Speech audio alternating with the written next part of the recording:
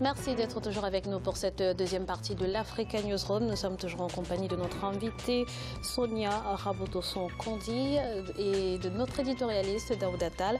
Et nous avons également été rejoints par Patrice Passy. Bonsoir. Bonsoir. Vous êtes directeur associé DB Conseil. Merci d'être avec nous sur ce plateau. Oui. Place tout de suite à notre grand angle économique.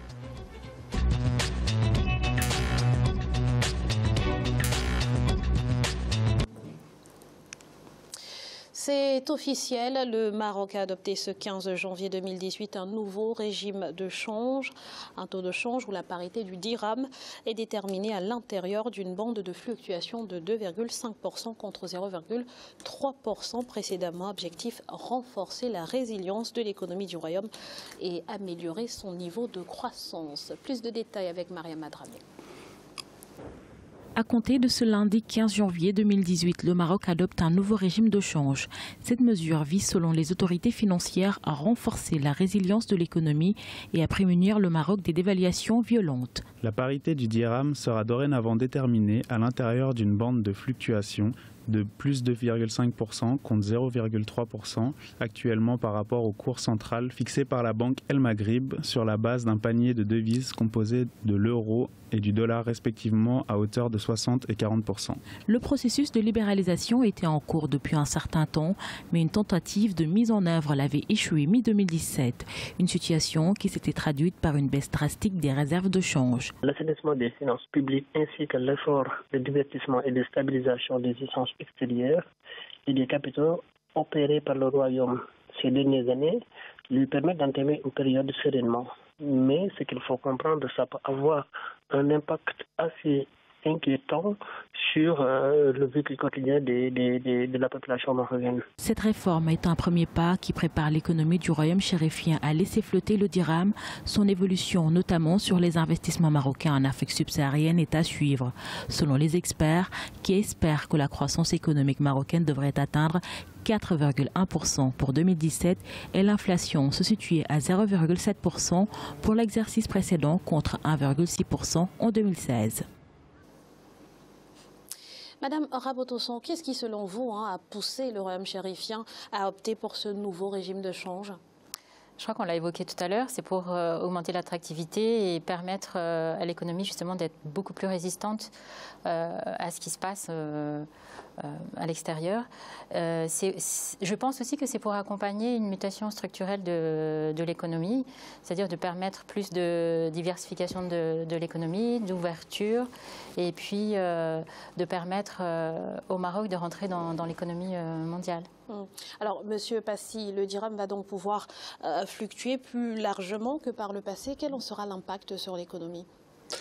L'impact sur l'économie serait de permettre notamment au Maroc de consolider son secteur financier et aussi de consolider, les fondamentaux macroéconomiques.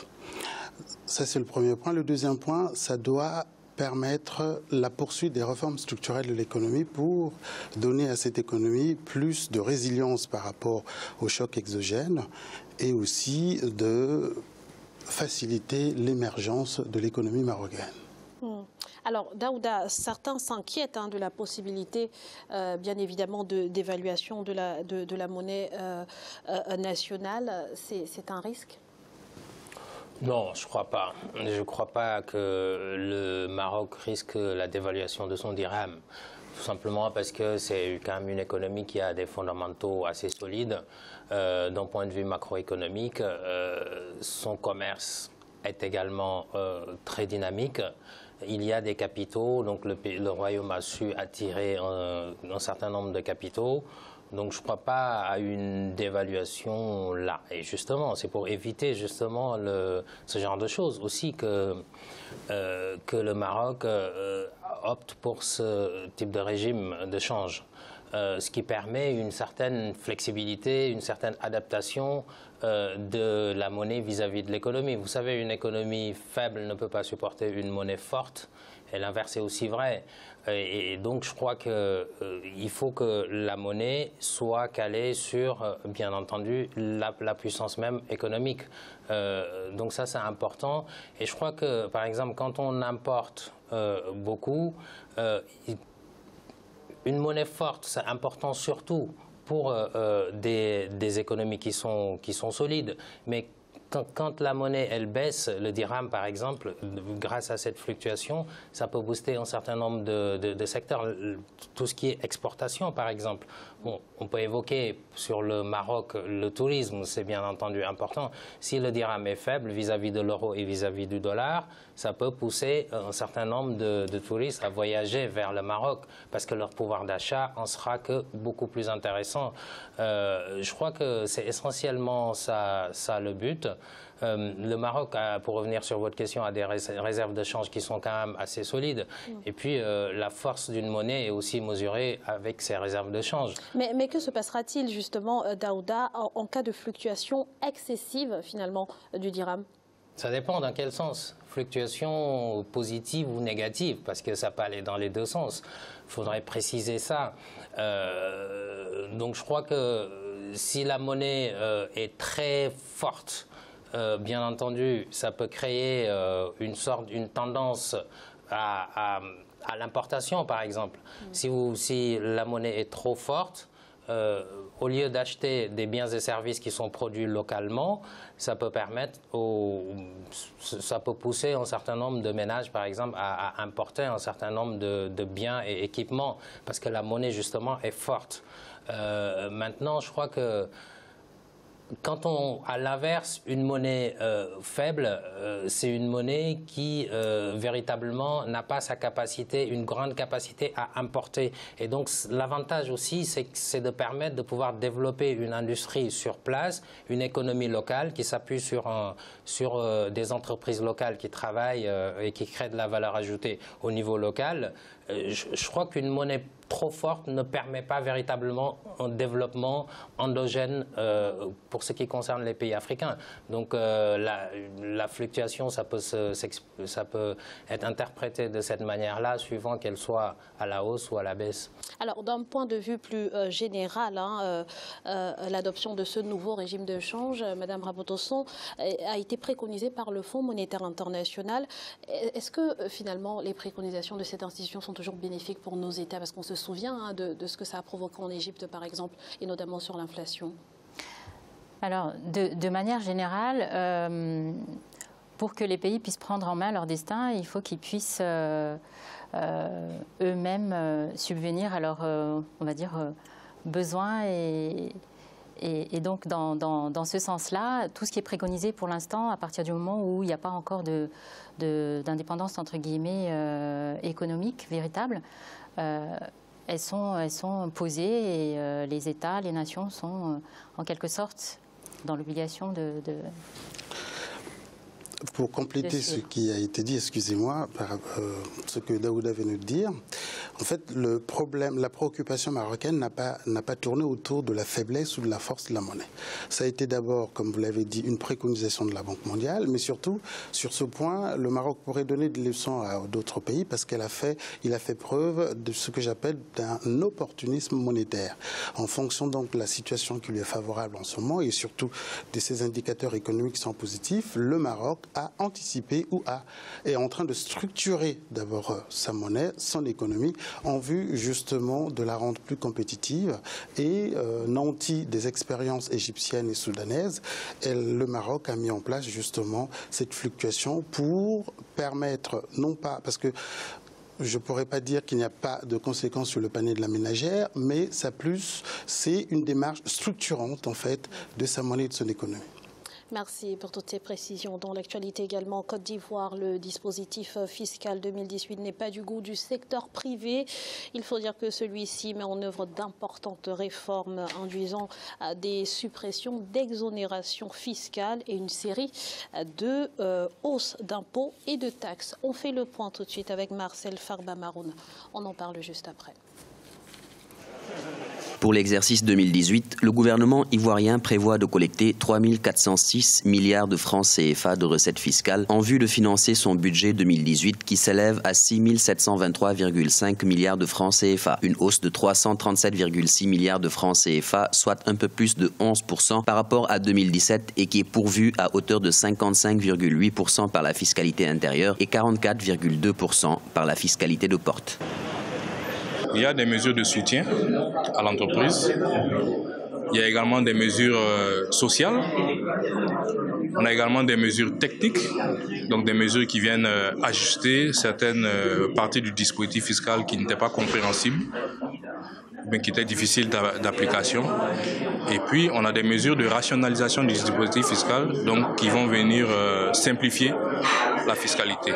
Du côté du secteur privé ivoirien, l'annexe fiscale à la loi des finances pour la gestion 2018 est loin de faire des heureux. Plusieurs voix se sont élevées pour dénoncer des mesures de soutien aux entreprises plutôt marginales, induisant pour l'État des dépenses fiscales de seulement 3,38 milliards de francs CFA. Ainsi, au change, l'État s'en tire avec un gain net de 75,4 milliards de francs CFA. Ce que nous avons constaté, c'est qu'on a mis des couches supplémentaires à des impôts qui étaient déjà existants. Certes, quelques impôts étaient enlevés, mais ce n'est pas ça. Nous pensons qu'il faut s'asseoir, reprendre cette réforme et la mener jusqu'au bout. De sorte que la fiscalité ivoirienne soit une fiscalité moderne dans la sous-région. En outre, les autorités ivoiriennes ont également affiché la volonté de porter le taux de pression fiscale estimé à 15,6% en 2016 à environ 20% en 2019, suivant les recommandations des institutions de Bretton Woods.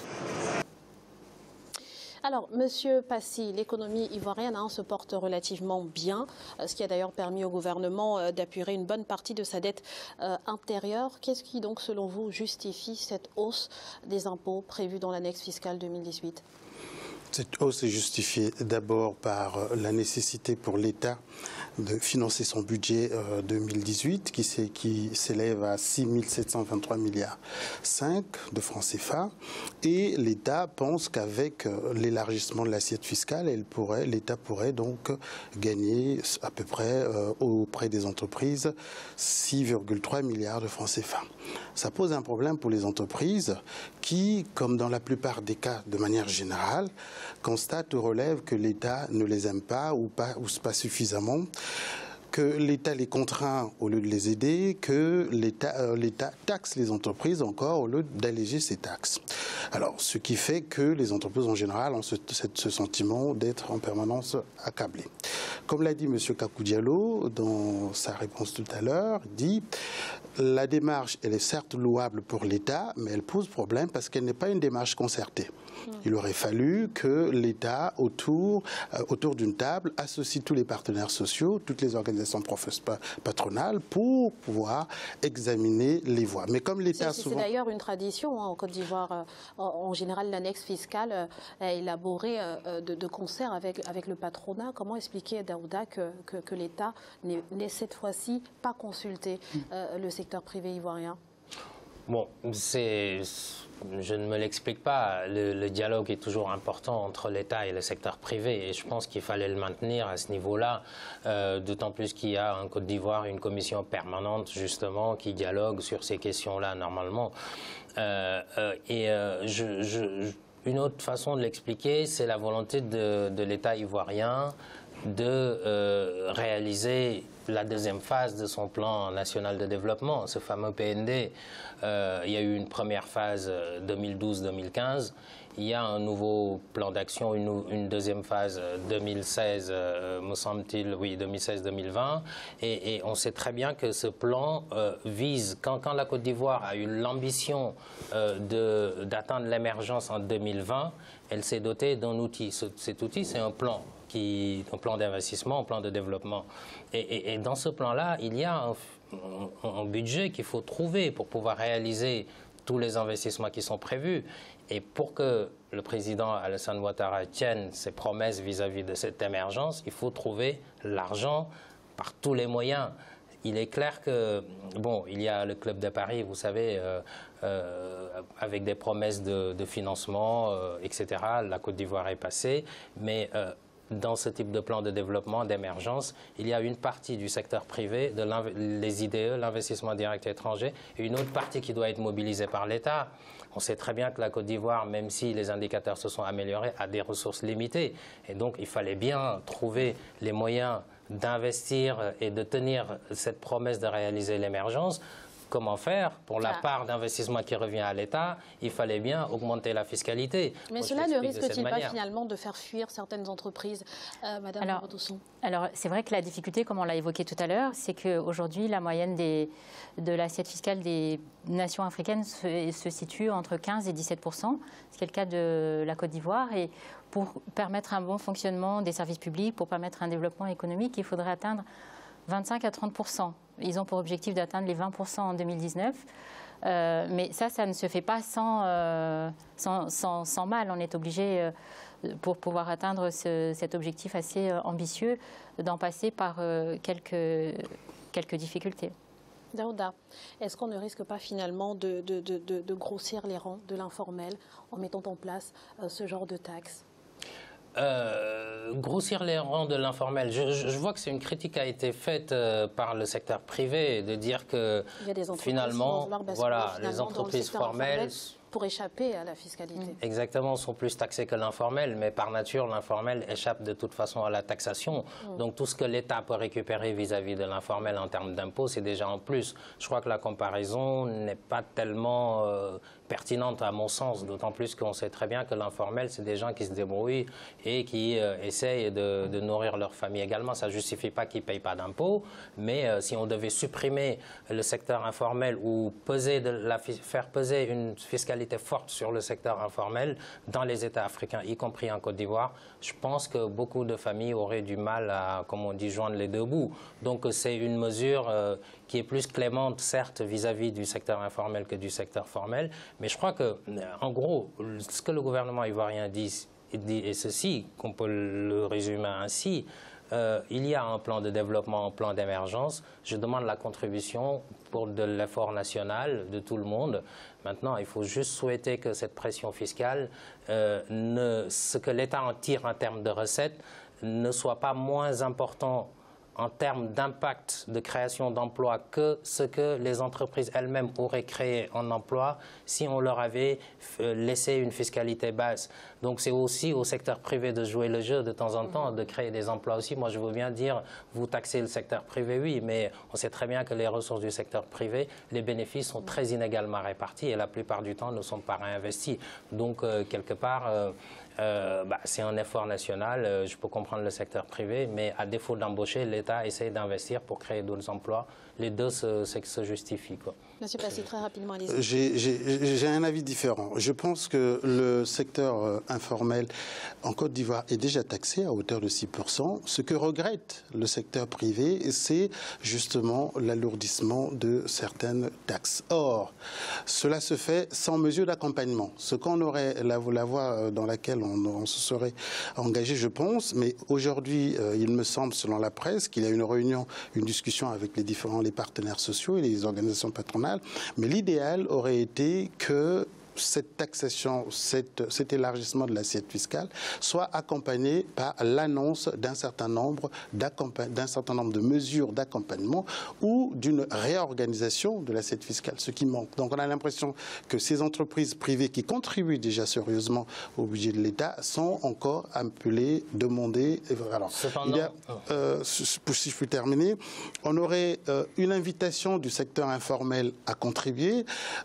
aurait été une bonne nouvelle, parce que nous sommes aussi, il ne faut pas l'oublier, dans le cadre d'un exercice de communication de la part de l'État, qui aurait beau jeu d'inviter le secteur informel ou de montrer les propositions de l'État visant à ramener le secteur informel dans le secteur formel. Moi, je pense que le secteur privé en Afrique, mais même ailleurs, peut davantage toujours contribuer, bon, dans une mesure acceptable, mais à l'effort de développement. Parce que c'est pas parce que, de la même manière, on sait que le capitalisme existe, dans un certain nombre de pays développés et que le partage des bénéfices est très est mal réparti, justement, entre les salariés, la création d'emplois, etc. On le sait dans des pays développés. Mais ce n'est pas parce qu'on est en Afrique, simplement, que cette donnée n'est pas aussi vraie. Il y a des entreprises aussi en Afrique qui pourraient davantage répartir les ressources de manière égale, c'est-à-dire en embauchant, en réinvestissant, etc., ce qui n'est pas toujours le cas. Alors, est-ce que c'est ce qu'a senti l'exécutif ivoirien en pensant qu'on pourrait leur demander un petit peu plus pour l'effort national, pour le développement global? À mon avis, c'est un petit peu sur ce tableau-là que joue Alassane Ouattara. J'ajouterais juste peut-être pour terminer que la Côte d'Ivoire, comme les autres pays africains, gagnerait à développer un peu plus le tissu entrepreneurial, les PME en fait sur leur sol, de manière à ce que ce ne soit pas uniquement les grands groupes étrangers. Justement, est-ce que la mise en place de ce genre de taxes, est-ce que la hausse des impôts n'est pas de nature finalement à décourager les jeunes qui souhaitent entreprendre? Non, mais je pense que... Allez-y. Non, allez-y, je vous en prie. Allez-y, Madame Rabotosson, allez-y. Je pense qu'il faudrait, comme on disait tout à l'heure, peut-être avoir une concertation pour, pourquoi pas, différencier la fiscalité en fonction de la taille des entreprises et permettre ainsi d'augmenter le nombre de PME, puisque ce sont celles-ci qui vont créer des emplois justement dans les pays. Mais je pense qu'il faut faire quand même la différence entre PME, petites et moyennes entreprises et très petites et moyennes entreprises. Je pense que votre inquiétude, Graziella, porte sur les créateurs d'emplois, les start-up ou les très petites entreprises. Je ne suis pas sûr que c'est celles-là qui sont le plus ciblées, parce qu'une PME, ça peut aller jusque dans le secteur industriel. La taille d'une PME peut très bien... la fourchette, elle est large. Donc, il y a les très petites entreprises. C'est celles-là qu'il ne faut pas étouffer, bien entendu. Mais les plus gros... Bon, je pense qu'il ne faut pas leur mettre trop de pression, mais c'est normal qu'elles contribuent. Oui. Merci à tous les trois pour toutes ces précisions. Nous allons à nouveau marquer une courte pause. Ne bougez pas, dans quelques instants, la suite de l'Africa Newsroom. A tout de suite.